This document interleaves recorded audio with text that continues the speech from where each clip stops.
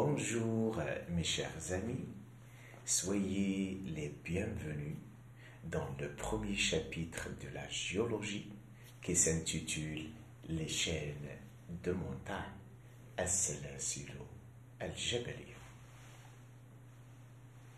Dans ce premier chapitre, on va étudier les trois sortes des chaînes de montagne, à savoir les chaînes de subduction, Salasilu al-Tamr, les chaînes d'obduction, Salasilu al-Tafur, les chaînes de collision, Salasilu al-Istidam. Commençons par les chaînes de subduction. Comme définition, la subduction at-tamr est le processus d'enfoncement d'une plaque tectonique nommée la plaque sebduite as-Safihatul Munghariza sous une autre plaque, la plaque chevauchante al-Safihatu al-Rakiba اللي تتكون في الغالب de faible densité. En général, une plaque océanique à forte densité, elle s'enfonce sous la plaque continentale moins dense. Dans ce cas, on va dire que la plaque océanique, c'est la plaque sebduite et la plaque continentale, c'est la plaque chevauchante. Et donc, comme vous voyez dans le schéma, la lithosphère océanique qui est composée à la fois par le manteau supérieur et la croûte océanique qui est plus dense et s'enfonce sous la lithosphère continentale. Donc il y a une convergence entre deux plaques. Une plaque avec une marge océanique qui s'enfonce sur la plaque continentale. À la suite de cette subduction, il y a formation d'un ensemble des chaînes. Ce sont les chaînes de subduction. Donc, ces chaînes de subduction, elles se trouvent en parallèle avec l'océan. Le positionnement qui est parallèle à un océan est un bon indicateur pour les chaînes de subduction. Indicateur مؤشر على أنها سلاسل التمر. Après la définition, on va voir quelles sont les caractéristiques structurales الخصائص البنيوية لسلاسل التمر. La subduction entraîne la formation des chaînes de montagne, c'est-à-dire les chaînes de subduction. La chaîne des Andes est un bon exemple pour les chaînes de subduction. Donc le schéma illustre la zone de subduction, la zone où se forment les chaînes de subduction. Donc comme vous voyez, c'est la lithosphère océanique qui s'enfonce sous la lithosphère continentale. Cet enfoncement, cette subduction entraîne la formation d'un fosse océanique, la formation d'un prisme d'agression, le prisme, il est formé suite au grattage, les sédiments océaniques qui se trouvent sous la croûte océanique. La zone de subduction est marquée par une activité volcanique très importante. En effet, on trouve des volcans andésitiques dont le magma se refroidit et donne une roche qui s'appelle andésite, Et il y a aussi une activité volcanique marquée par la présence des plutons granitoïdes. Les plutons granitoïdes, ce sont des roches qui se forment à l'intérieur de la croûte terrestre. La zone de subduction est marquée par la présence, regardez les points, les points, ce sont les foyers sismiques. Parlons des foyers sismiques ou bien l'épicentre, c'est le point de départ des séismes, c'est-à-dire l'origine des séismes. Donc, je récapitule. Les chaînes de subduction se caractérisent par la première caractéristique structurale, c'est l'élévation des montagnes. On parle d'un relief positif parallèle à une fosse océanique profonde. Et dans ce cas, on parle d'un relief négatif. Deuxième caractéristique, la présence d'une activité sismique importante. Les foyers sont répartis selon un plan incliné, appelons le plan de Benioff. Le plan de Benioff, l'inclinaison, ou bien le positionnement incliné des foyers sismiques. Cela indique qu'il y a un enfoncement de la lithosphère océanique sous la lithosphère continentale. Les chaînes de subduction se caractérisent aussi par la présence d'une activité volcanique et la formation d'un prisme d'accrétion.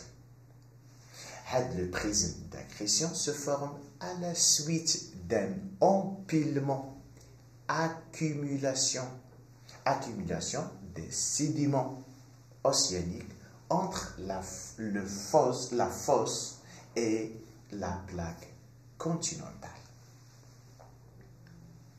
Toujours avec les caractéristiques structurelles de chaînes de subduction. Donc, une des caractéristiques la plus importante de ces chaînes, c'est la présence d'une anomalie thermique, shududun harari. Cette anomalie thermique est marquée par le fait que la chaleur, ou bien les degrés de la température, se manifestent d'une façon anormale. En effet, on parle de ce qu'on appelle les courbes d'ésotherme. Les courbes en violet, elles s'appellent les courbes ésothermes. Ésotherme, c'est-à-dire elles passent par les points qui ont la même ou bien le même degré de la chaleur. Regardez au niveau de la subduction.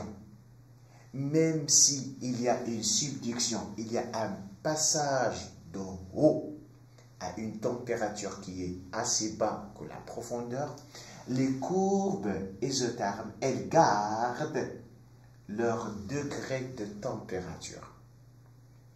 Regardez au niveau de la montée des magmas où la température devient très importante. Même s'il y a élévation, les courbes ésothermes, elles gardent leur degré de température. Dans ce cas, on parle d'un ésotherme ou bien une anomalie négative. Et dans le cas où il y a la montée des magmas, on parle d'une anomalie thermique positive. Je récapitule. Les mesures des flux thermiques au niveau des zones de subduction confirment la présence d'anomalies thermiques. Il y a des anomalies thermiques négatives dans les ésothermes sont concordantes avec le plan de subduction. La concordance est due à la subduction, c'est-à-dire que la lithosphère subduite d'une plaque lithosphérique océanique est trop froide. Alors, les anomalies thermiques qui est positive, c'est au niveau de la lithosphère continentale, je vous chante bien sûr, et au-dessous des zones volcaniques qui est andésitique, c'est-à-dire les volcans qui donnent une roche qui s'appelle l'andésite. Donc l'anomalie thermique est une des caractéristiques majeures de la chaîne de subduction. Passons maintenant aux caractéristiques pétrographiques. Parlons de la pétrographie, parlons du côté qui s'intéresse à l'étude des roches. Ce sont les caractéristiques rocheuses. C'est-à-dire quelles sont les roches qui se trouvent dans la zone de subduction, dans la zone de la formation des chaînes de subduction. En effet, les chaînes de subduction se caractérisent par l'abondance d'une roche volcanique qui s'appelle l'andésite. Regardez la structure de l'andésite. Et par la présence de ce qu'on appelle du peloton de granitoïdes. Parlons granitoïdes, parlons des portions qui s'appellent le granit. Voilà les pelotons de granitoïdes et voilà ce qu'on appelle les andésites.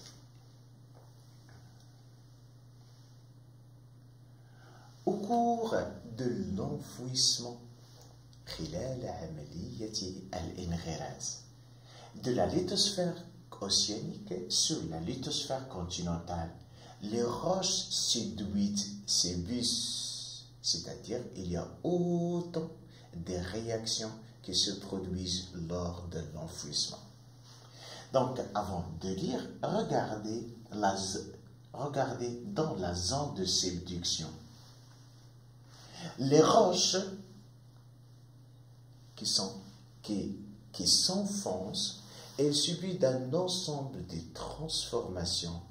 Et cette transformation, on l'a qualifiée par ce qu'on appelle métamorphisme. Donc, le métamorphisme, c'est-à-dire la transformation des roches d'un état à un autre état, elle est marquée par la libération de H2O. On parle de déshydratation.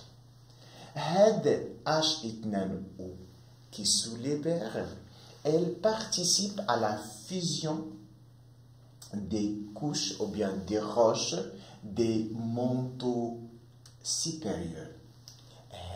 Les roches des manteaux supérieurs, elle s'appelle la péridotite. À la suite de la fusion de ce péridotite, on obtient ce qu'on appelle un magma. Le magma, elle va migrer vers la surface. Et dans ce cas, elle va donner, après le refroidissement de ce magma, elle donne une roche qui s'appelle l'andésite. Alors qu'une partie de ce magma, elle se refroidissent, elles se cristallisent à l'intérieur de la Terre, ce qui donne le peloton granitoïde.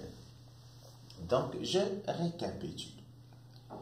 Donc, à la suite d'une augmentation de la pression et de la température, il y a des réactions minéralogiques qui concernent les minéraux, accompagnées de la libération de quoi? Libération d'une quantité importante de l'eau. L'eau, elle va entraîner la division, ou bien elle va se diviser à travers les roches du manteau supérieur, c'est la péridotite. À la suite de cette division, il y a la fusion partielle de la péridotite. Donc la péridotite, c'est la couche terrestre qui compose, ou bien c'est le constituant du manteau supérieur. Formation d'un magma qui maigre vers la surface. Une partie de ce magma, elle se cristallise en profondeur et donne ce qu'on appelle du peloton granitoïde. Alors, les granitoïdes a une structure grenue.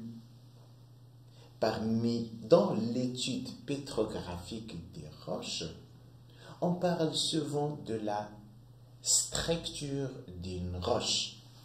En effet, comme vous voyez, on a deux types de roches, deux types de structures. On parle des structures grenues. Structure grenue, elle est marquée par la présence des cristaux, ou bien les minéraux sont totalement cristallisés, c'est-à-dire il n'y a pas ce qu'on appelle la pâte vitreuse. Al-ajinatu az-zujajiyya, c'est le cas de l'andésite où il y a des grands cristaux, des cristaux de moyenne taille et des faibles cristaux. Donc on parle d'une structure microlithique. Microlithique, j'ai mis كلمة microlithes. Les microlithes, ce sont les cristaux de petite taille. Ce sont les cristaux de petite taille. Donc l'andésite a une structure microlithique, alors que le granit, ou bien le peloton granitoïde, a une structure grenue. Donc, une partie de ce magma, elle cristallise, elle se refroidit en profondeur et donne naissance à des pelotons granitoïdes. Et l'autre partie atteint la surface et se refroidit rapidement pour former l'andésite caractérisé par sa structure microlithique. La caractéristique de cette structure microlithique, c'est-à-dire la présence des petits cristaux appelés microlithes qui ne sont pas liés entre eux, mais ils sont liés par le verre volcanique الزجاج البركاني أو لتسمية كذلك la pâte vitreuse.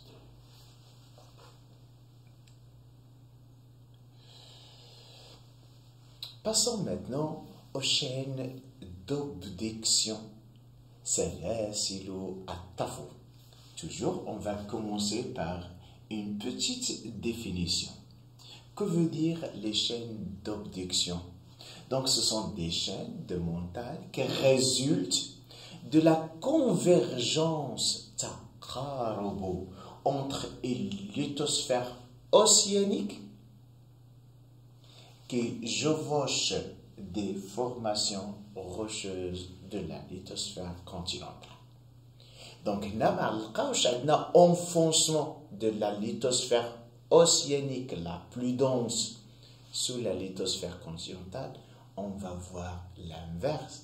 C'est la lithosphère océanique, c'est la plaque océanique qui va chevaucher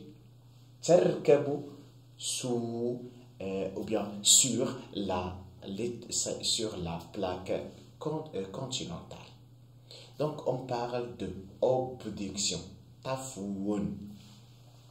Le schéma montre clairement ce type de formation de montagne. Donc c'est la plaque océanique, ou bien c'est la lithosphère océanique, à la place de s'enfuir sur la lithosphère continentale, elle monte sur la lithosphère continentale. On parle d'une zone d'obduction.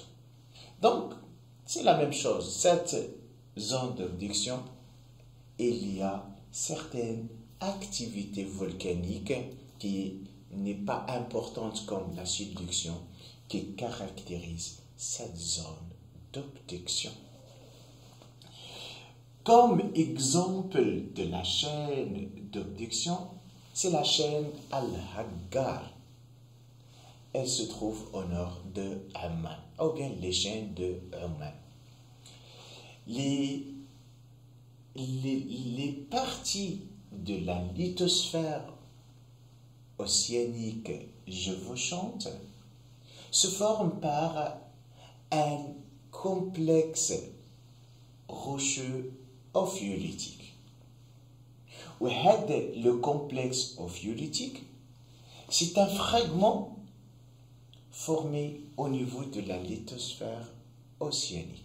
Elle est composée à la fois par la péridotite, ensuite le gabbro et les filons de dolérite, la couche basaltique et le sillon. Donc c'est une portion rocheuse qui se trouve uniquement dans la lithosphère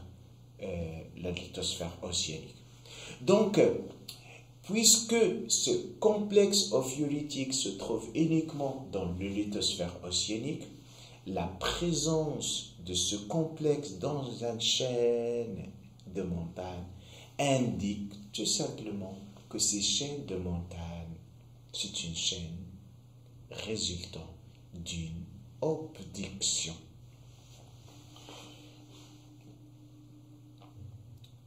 Quelles sont les caractéristiques structurales, c'est-à-dire bignéoïdes et rocheuses de chaînes d'abduction? Premièrement, ce sont des chaînes qui présentent des chevauchements.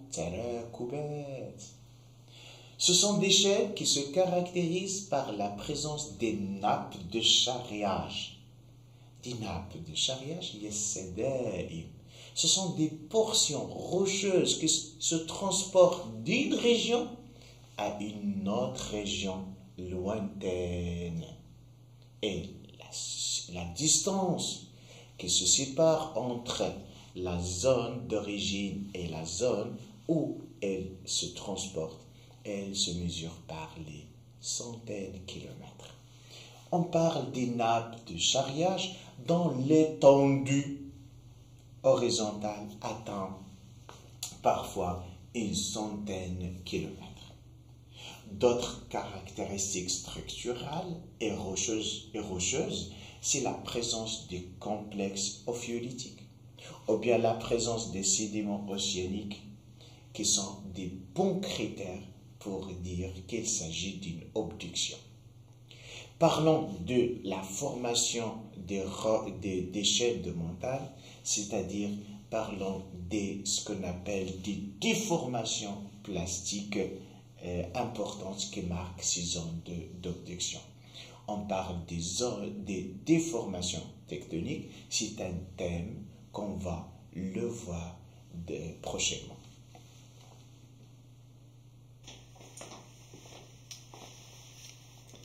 Passons maintenant à la reconstitution de la formation d'une chaîne d'abduction. Le schéma montre les étapes de la formation d'une chaîne d'abduction de Oman.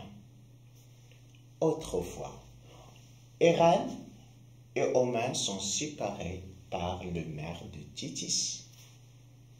À la suite des forces tectoniques compressives, il y a cassure de la croûte océanique de la mer de Tétis. Toujours sous la contrainte compressive de ces forces tectoniques, elle se produit une subduction intra-océanique entre la lithosphère continentale de Oman sous la lithosphère ou bien sous la plaque lithosphérique qui porte Iran. À la suite de continuellement de cette subduction intra-océanique, il arrive à que le manteau, ou bien la partie, la marge océanique de la plaque qui porte les rânes, elle chevauche sur la plaque continentale qui porte en main. Donc, il y a une subduction, ensuite il y en a une abduction. Donc, je récapitule, il y a un rapprochement entre deux plaques suite aux forces compressives, subduction, disparition complète de la croûte océanique, chevauchement de la lithosphère océanique non subduite sur la lithosphère continentale autochtone يعني محلية. Toujours ces zones d'obduction, elles sont marquées par la présence de déformations des couches et soulèvement des reliefs représentant les chaînes d'obduction.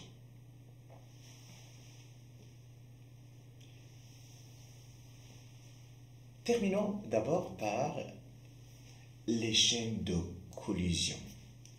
Parlons de collision, ce sont des chaînes qui résultent de la collision, affrontement, confrontation entre deux lithosphères continentales qui étaient séparées par un océan. Le rapprochement de ces deux masses continentales aboutit à la formation, ce qu'on appelle, aboutit à la fermeture d'un océan. Donc, collision entraîne la disparition de la mer ou bien de l'océan qui sépare ces deux portions continentales. C'est la fermeture de l'océan.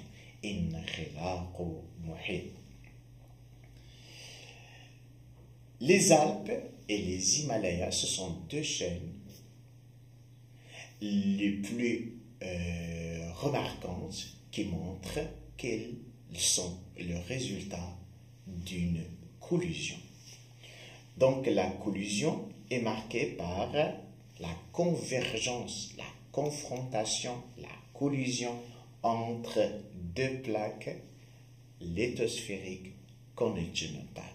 Donc les Himalayas sont connus par la hauteur, les altitudes, les hautes altitudes de l'Himalaya.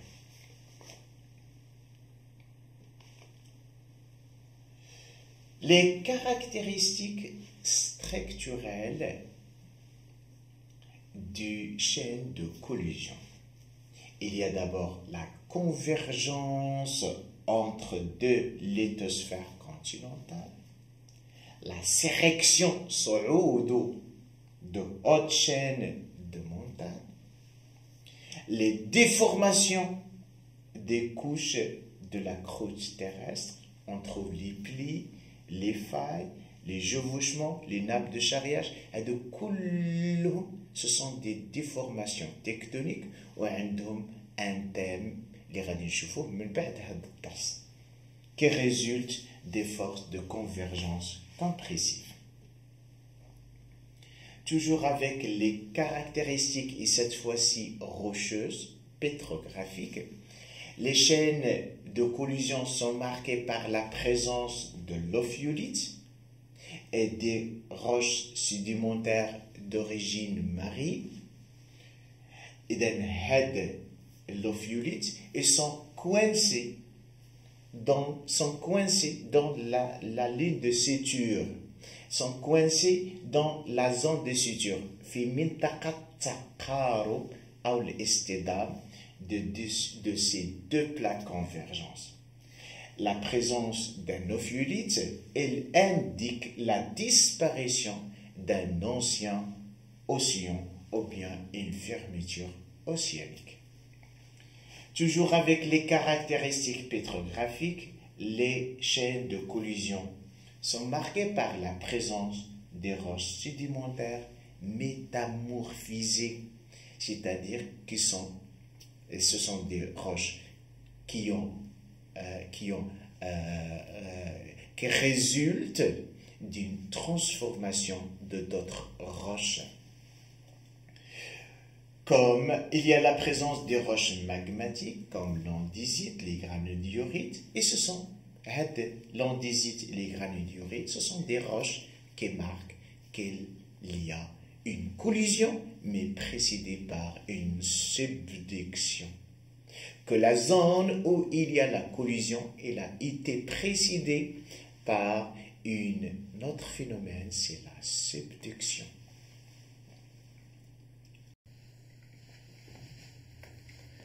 Passons maintenant à la reconstitution de la formation des chaînes de collision. En effet, il y en a 4 étapes.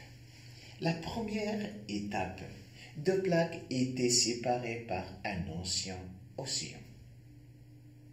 Dans le cas de l'Himalaya, on parle de mer Titis entre la plaque indienne et la plaque eurasienne.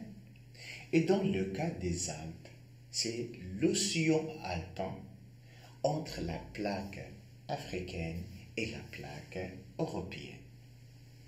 Deuxième étape, convergence, rapprochement entre les 2 plaques suite à des forces tectoniques compressives.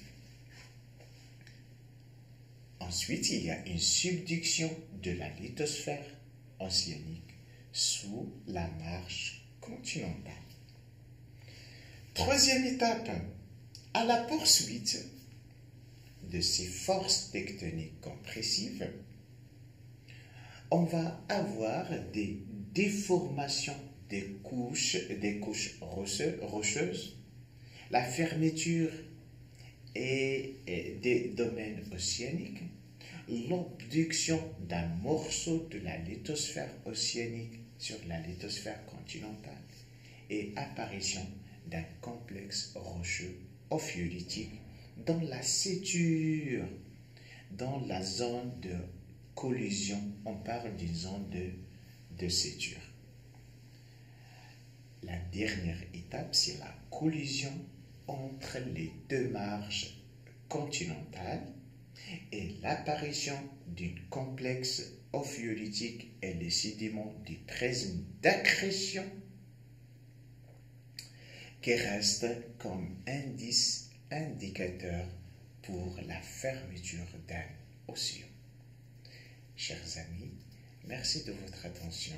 À la prochaine.